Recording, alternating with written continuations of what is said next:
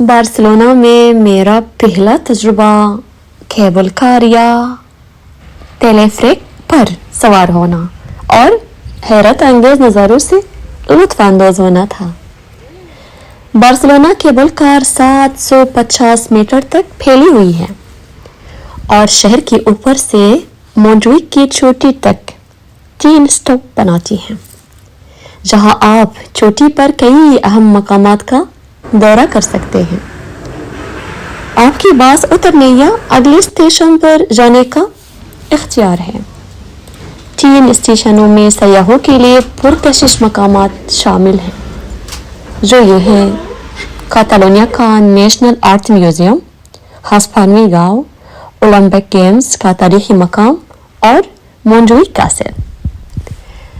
मेरा सफर दिलकश नज़ारों से शुरू हुआ क्योंकि बार्सिलोना केबल कार आपको शहर को बहुत बुलंदी से देखने की इजाज़त देती है।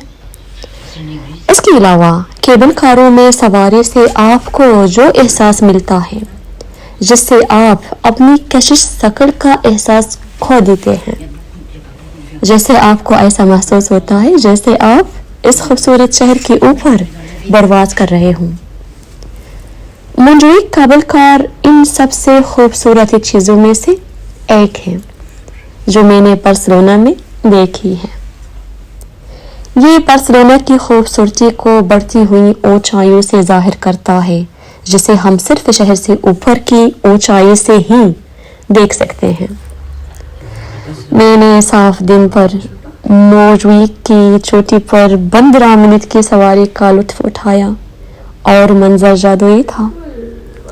ये एक अनोखा और शानदार तजुर्बा था, जिसकी मैं हर किसी को मशवरा देती हूँ कि वो बार्सिलोना जाते वक्त करे।